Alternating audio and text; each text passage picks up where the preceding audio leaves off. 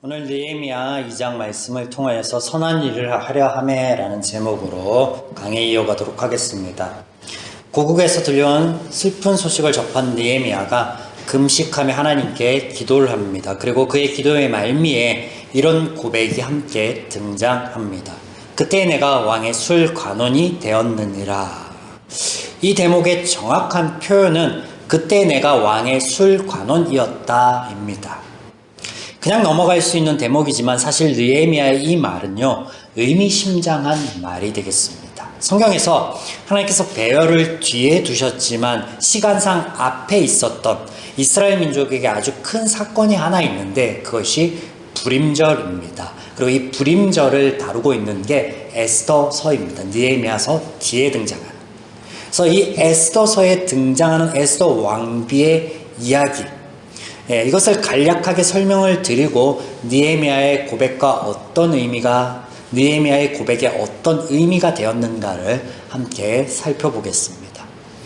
이스라엘의 포로 시대 때입니다. 아닥사스다 왕이 직전 그의 아버지인 아하수에로 왕이 통치하던 때에 왕의 총애를 받던 하만이라는 신하가 개인적인 악감정을 앞세워서 이스라엘 민족을 말살할 계획을 세우죠. 이것을 알게 된 에스더의 양아버지인 모르드게가 왕비 에스더를 찾아가서 민족을 위해 왕에게 나아갈 것을 종용합니다. 그중 한 대목입니다. 에스더서 4장 14절 말씀 제가 한번 읽어드리겠습니다. 그때 내가 만일 잠잠하여 말이 없으면 유다에 있는 다른 데로 말미암아 노임과 구원을 얻으려니와 너와 내 아버지의 집은 멸망하리라. 내가 왕후의 자리를 얻은 것이 이때를 위함이 아닌지 누가 알겠느냐 하니. 내가 왕후의 자리를 얻은 것이 이때를 위함이 아닌지 누가 알겠느냐.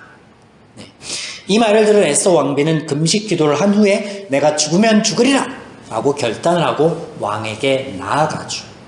그런데 지금 슬픈 소식을 전해 듣고 기도를 하는 느헤미야의 모양새가 이 에스더의 이야기와 흡사하다라는 거예요. 무엇입니까? 다윗의 금식 기도를 따라하였듯이 에스더 왕비 때의 일을 지금 따라하고 있는 거예요. 회고하고 있는 거예요. 느헤미야가 스스로가. 그러나 에스더 왕비의 때와 같지 아니하고 느헤미야에게 있어서 시간은요 길게 흘러갑니다.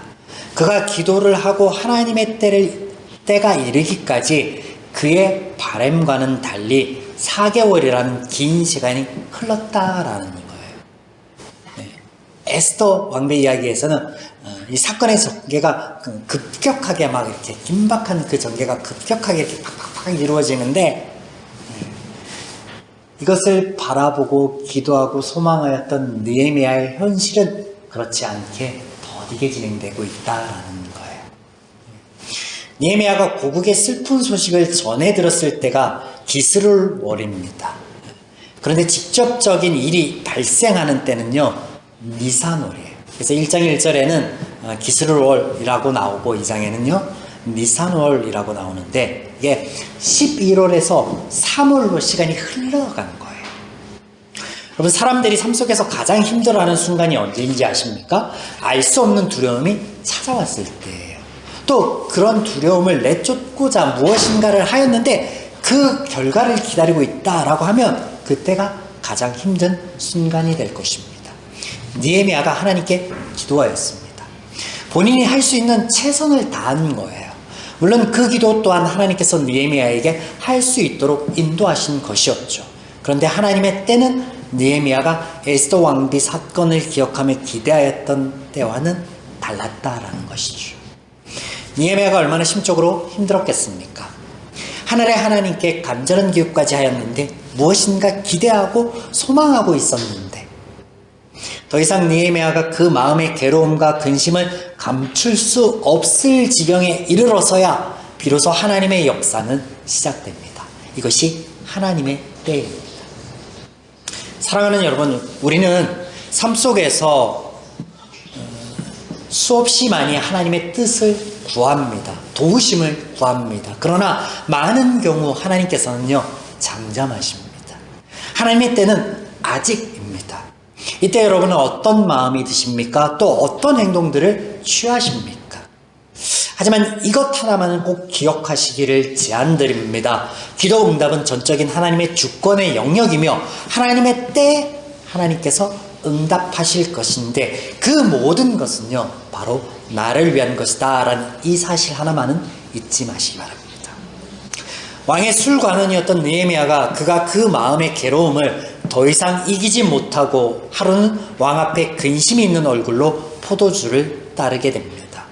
2절 왕이 내게 이르시되 내가 병이 없거늘 어찌하여 얼굴에 수심이 있느냐 이는 필연 내 마음에 근심이 있음이로다 하더라. 그때 내가 크게 두려워하여 속내를 들킨 것 같아 느헤미야가 깜짝 놀랄 수는 있으나 오늘 본문에는 그가 크게 두려워하였다라고 합니다. 크게 두려워하였다. 이유가 무엇일까요? 놀랐다가 아니라 크게 두려워하였다. 당시 바사의 궁정에는요 오늘날 이해할 수 없는 아주 이상한 법이 하나 있었습니다. 슬픔을 용납하지 않는 궁정의 법. 말 그대로 왕 앞에 있는 모든 대신들은 표정 관리를 해야 했습니다. 특별히 슬픈 얼굴을 한다면 그것은 즉결 처벌감이었습니다. 때문에 느헤미야는 왕의 질문에 당황하지 않을 수 없는 상황인 것이죠. 아니 지금까지의 모든 공로를 뒤로하고 처벌을 받을지도 모를 상황에 놓인 것입니다. 크게 두려워하여. 이 말의 원어의 뉘앙스는요 전율입니다. 전율. 두려움의 극치. 왕궁의 법이 얼마나 가혹하고 절대적인지 알 수 있는 대목이죠. 엄청난 두려움이 임한 거예요. 부들부들 떠는 거예요. 그도 아니면 왕궁의 법이 가혹하거나 절대적인 것도 아니면 아닥사스다 왕의 사람됨을 알 수 있겠죠. 뭐냐면 칼 같은 사람. 잘못한 거를 참지 못하는. 그래서 전율하는 거예요. 지금 크게 떨고 있는 거예요. 하지만 느헤미야의 두려움 뒤에 들려오는 왕의 목소리는요 너무나 온화합니다. 마치 왕에게 허락을 구하지 않고 나아갔던 에스더 왕비에게 내밀어졌던 왕의 금홀과 같이. 3절 왕께 대답하되 왕은 만세수를 하옵소서. 내 조상들의 묘실이 있는 성읍이 이제까지 황폐하고 성문이 불탔사오니 내가 어찌 얼굴에 수심이 없사오리까 하니. 두려움에 떨며 왕의 질문에 대답한 것 치고는 매우 담담하게 느헤미야가 대답하고 있는 것 같습니다. 우리말 성경이 그렇죠. 그러나 그런 뉘앙스가 아니에요. 지금 전율하고 있는, 두려움에 떨고 있는 상황이에요. 매우 조심스럽게 그러나 거짓이 없이 대답하고 있는 거예요. 두려움 가운데, 큰 두려움 가운데. 이제 이런 느헤미야의 대답 뒤에 들려오는 왕의 목소리입니다. 기대와는 예상한 것과는 아주 다르죠. 4절 왕이 내게 이르시되 그러면 내가 무엇을 원하느냐 하시기로 내가 곧 하늘의 하나님께 묵도하고. 궁정의 법을 어긴 것에 대한 지적도 벌도 아닌 원하는 것이 무엇이냐, 내가 너를 위하여 무엇을 해주기를 원하느냐 라는 질문이라니. 이런 상황 가운데 느헤미야가 무엇이 떠올랐겠습니까? 무엇을 할 수 있었겠습니까? 그가 그 찰나의 순간에 하였던 것은요 하나님께 기도하는 거였어요. 묵도. 왕이나 다른 사람은 알 수 없으나 자신은 알 수 있도록 속으로 기도를 한 것입니다. 이 순간, 이 이후로 느헤미야서에서의 느헤미야의 기도가 11번 더 등장합니다. 총 13장의 느헤미야서에서 느헤미야가 기도하는 장면이 13번 등장한다. 이 또한 의미심장하지 않을 수 없습니다. 오늘 말씀의 제목을 선한 일을 하려 하매라고 정하여 보았습니다. 여러분, 무엇이 선한 일이겠습니까? 바로 기도가 선한 일입니다. 기도가 선한 일이에요. 두 번째, 기도를 통한 응답. 하나님의 도우심이 선한 일입니다. 기도가 선한 일이며 기도를 통한 응답, 하나님의 도우심이 선한 일이다라는 거예요. 8절, 내가 하나님의 선한 손이 나를 도우심으로, 내 하나님의 선한 손이 나를 도우심으로. 이제 느헤미야의 바람과 기도 속에 하나님께서 선포하신 하나님의 역사하심이 느헤미야를 통해 그 환경을 선용함에 드러나는 것을 우리는 본문 가운데 볼 수 있습니다. 5절, 왕에게 아뢰되 왕이 만일 좋게 여기고 종이 왕의 목전에 은혜를 얻었사오면 나를 유다 땅 나의 조상의 묘실이 있는 성읍으로 보내어 그 성을 건축하게 하옵소서 하였는데.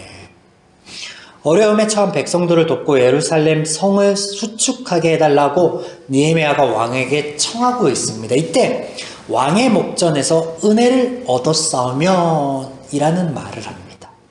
바로 느헤미야의 기도에 등장하였던 같은 대목입니다. 느헤미야 1장 11절에 오늘 종이 형통하여 이 사람들 앞에서 은혜를 입게 하옵소서 라고 기도하였던 그 대목이라는 거예요. 무엇이에요? 하나님께서는 느헤미야가 하나님께 기도한 그것을 들어주셨다라는 것이죠. 그의 이 말이 다시 있기 이전, 그가 왕궁의 법을 어겼을 때부터, 아니 그 이전부터 하나님께서는 느헤미야가 왕궁에서 사람들 앞에서 은혜를 입게 하셨다라는 거예요. 이것을 알 수 있는 한 대목이 오늘 본문에 또한 등장합니다. 6절, 그때 왕후도 왕 곁에 앉아 있었더라. 뜬금없는 구절입니다. 이 구절. 갑자기 왜 왕후의 이야기가 등장하지? 이것 외에 등장하지 않는 이야기가 여기에 한 군데 등장합니다. 뭐예요? 무엇일까? 바사의 법도에 따르면 왕의 직무를 보는 곳에 왕비가 있을 수 없습니다. 남자가 아닌 여자가 있을 수 없어요. 때문에 이 대목을 보아 지금 느헤미야가 왕과 왕비가 함께 할 수 있는 자리, 이를테면 식사 자리에서 지금 이 일이 벌어지고 있는 것이다 라고 할 수 있겠지만 아닙니다.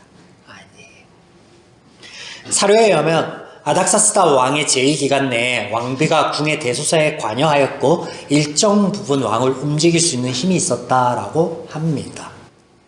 물론 그 전때 아하수에로 왕의 왕비였던 에스더의 영향이 있었겠죠. 물론 왕이 왕비를 신뢰하고 그 말을 귀 기울였던 것도 한몫하였을 것입니다. 어찌되었든 요점은 느헤미야가 왕과 더불어 이런 영향력이 있는 왕비에까지 신뢰를 얻고 있었다라는 거예요.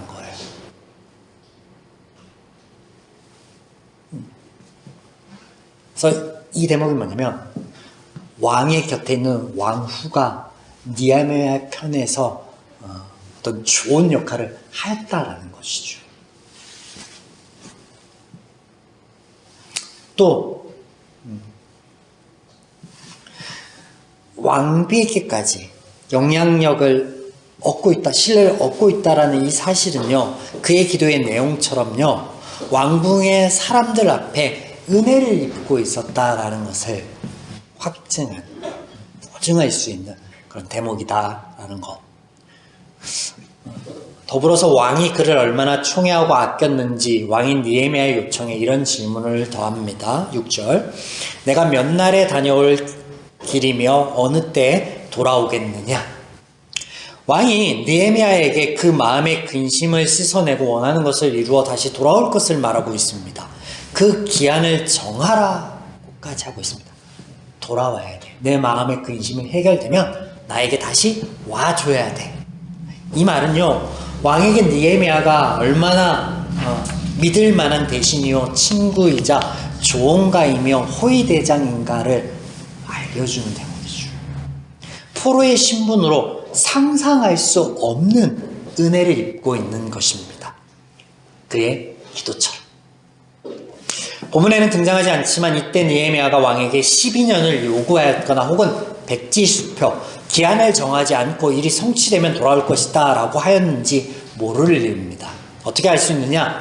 느헤미야 5장 14절, 유다 땅 총독으로 세움을 받을 때 곧 아닥사스다 왕 제20년부터 제32년까지 12년 동안 나와 내 형제들이 총독의 몫을 먹지 아니하였느니라. 그의 이 말에 의하면 적어도 12년간은 느헤미야가 유다의 총독으로 아닥사스다 왕에게서부터 떨어져 있었다라는 거예요. 하나님의 선하신 손에 도우심, 그 은혜가 어디 이뿐이겠습니까? 본문을 보시면 느헤미야가 마치 준비하고 있었다는 듯 주객이 전도된 듯 왕에게 술술술 필요한 것들을 요청하고 있습니다. 그 전에 두 마디 말에는요, 마음의 두려움의 극치, 전율이 있는 상태에서 아주 막 바들바들 떨면서 말하고 있는 것에 비교되는 대목이 아닐 수 없습니다. 왕의 조서를 내려주시고 필요한 것들을 구할 수 있게 하시고 군대 장관과 마병까지 내어주시기를 원합니다 라고 하고 있어요. 그러면 조서를 구하였다, 병력을 요청하였다, 엄청난 사건이에요. 엄청난 사건, 엄청난 요구입니다. 우리가 당시 상황과 문화를 이해하지 못하고 있기 때문에 아무런 감흥이 없습니다. 그냥 그렇구나 라고 정도, 그냥 하나님께서 도우셨구나 이 정도인데 말도 안 되는 상황인 거예요. 배경을 안다면. 지난 시간에 잠깐 언급드렸던 배경을 한 번 더 정리해 드리겠습니다. 바사 왕국이요, 그리스 연합과의 전쟁에서 크게 패하면서 그리스와 이집트 적지 않은 지역에 독립을 하게 됐고 지배국에 대한 우호적이었던 흐름이 바뀌었다라고 말씀을 드렸습니다. 그 바뀌었던 상황 가운데서, 이런 상황 가운데서 병력을 요청한다고요? 이방 민족의 재건을 위하여 성과 성벽을 건축할, 재건할 물자를 요구한다고요? 말도 안 되는 상황인 거예요. 드러내놓고 반역을 하겠으니 도와주소서라고 요청하는 것과 같은 상황인 거예요. 근데 왕 앞에서 전율하면서 두려움에서 떨던 모습을 이 요청에서 우리는 어디에서 찾아볼 수 있나요? 지금 느헤미야가요, 두 마디 말할 때는요 두려움의 극치 가운데 있었는데 그의 예상과는 달리 들려오는 온화한 음성 가운데 하나님의 위로하심을 얻은 거예요. 하나님께 묵도를 하고 180도 완전히 바뀐 상황에서 담대하게 필요한 모든 것들을 아주 지혜롭게 요청하고 있습니다. 이 모든 말도 안 되는 상황과 일의 전개, 이것이 하나님의 은혜의 역사이다라는 것이죠. 적어도 하나님께서 느헤미야와 함께하며 그의 입술과 말과 마음까지 주장하여 주신 것에 대한 우리가 확신할 수 있는 말씀이 또 본문 가운데 등장합니다. 이게 어디겠어요? 하나님께서 하나님의 그 선한 손이 나를 도우셨다라는 그의 고백과 더불어서 12절입니다. 12절. 하나님께서 그에게 지혜로운 마음을 주셨다라고 고백하는 대목이에요. 12절. 내 하나님께서 예루살렘을 위해 무엇을 할 것인지 내 마음에 주신 것을,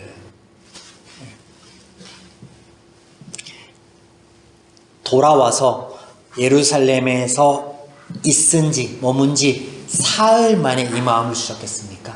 아니요. 묵도할 때, 아니 그 이전에 기도할 때, 아니 그 이전에 그가 포로의 신분에서 수륙간원까지 오르기까지 하나님께서 그가 기도한 것처럼 그 사람들 앞에 그 궁정 안에서 은혜를 입게 하셨고 그 마음의 생각을 지키시고 선영하고 계셨다라는 것을 우리는 알게 됩니다. 하나님께서 느헤미야의 마음과 생각을 지키십니다. 사람들 앞에 그가 기도한 것처럼 은혜를 얻게 하시려고, 또 그가 하나님의 선하신 손에 도우심으로 하나님의 역사로 하게 될 선한 일이 결코 만만치 않기 때문에 하나님이 그 마음과 생각을 지켜주시는 거예요. 위로하시는 거예요. 왜냐? 방해가 있고 시련이 있을 것입니다. 10절.